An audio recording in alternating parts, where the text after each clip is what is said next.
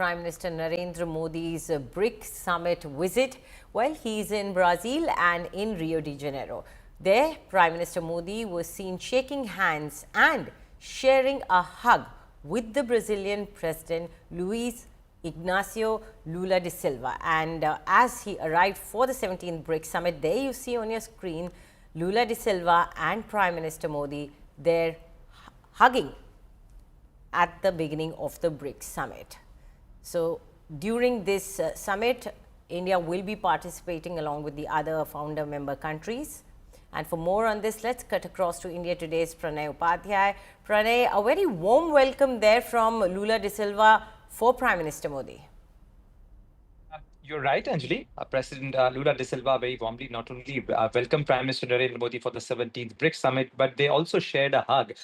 They go back along because this is the second term of President Lula da Silva, and President and Prime Minister Narendra Modi also served, in the BRICS forum and in the BRICS meetings with him in his previous tenures as well, and that's why they both share a bond.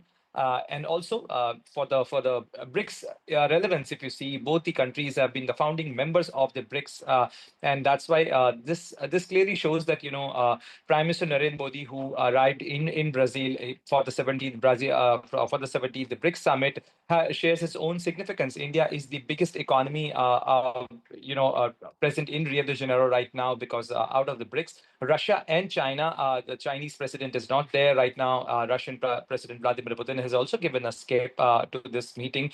But Prime Minister Narendra Modi made it sure that being the founding member of BRICS, he goes there, and the important topic of the BRICS summit this time is the sustainable development, the issues of global governance, especially faced by the developing economies, especially faced by the global South countries. So all these countries being prominent voices, prominent members of the community of global South, which is around over 100 countries, but these are the leading economies of the global South.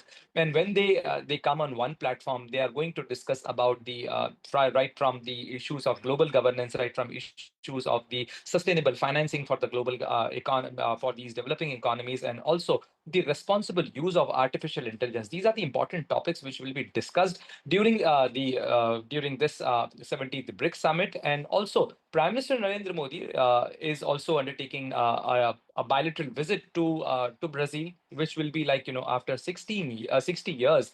First, bilateral visit taken by any Prime Minister of India. So this also comes with a special significance because after Rio de Janeiro, Prime Minister Narendra Modi will be headed to Brasilia, the capital of Brazil, and there also both Prime Minister Narendra Modi and President Lula da Silva will be engaging into a bilateral conversation, a bilateral discussion, and the important topic of their discussion will be to broaden the strategic partnership, the strategic cooperation between India and Brazil in the sectors of defense, in the sectors of agriculture, in sectors of energy, and other areas. So this clearly shows that how India and Brazil can cooperate. A prominent country from the Latin America and an important voice from the Asian continent, which is India, how they can forge partnership, how they can take forward the cause of global South, and how these countries can give a formidable alternative in the global economy.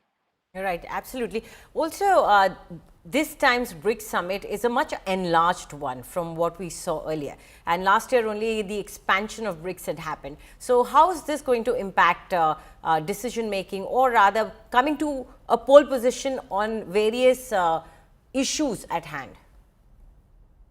It's a very relevant question, Anjali, and I would say that this time it's an expanded BRICS.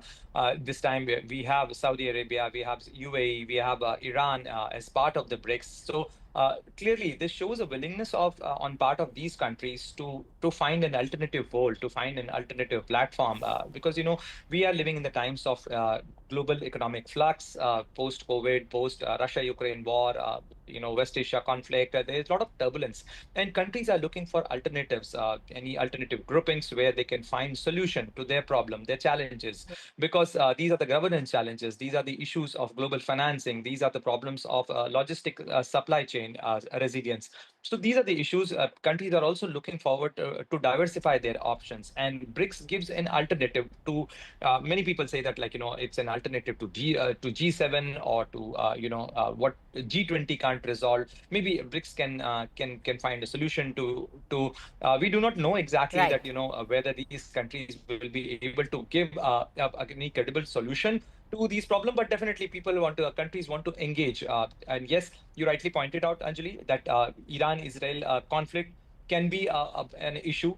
We are yet to see that, whether there will be a joint Right. statement, where there will be any reflection on that issue or not.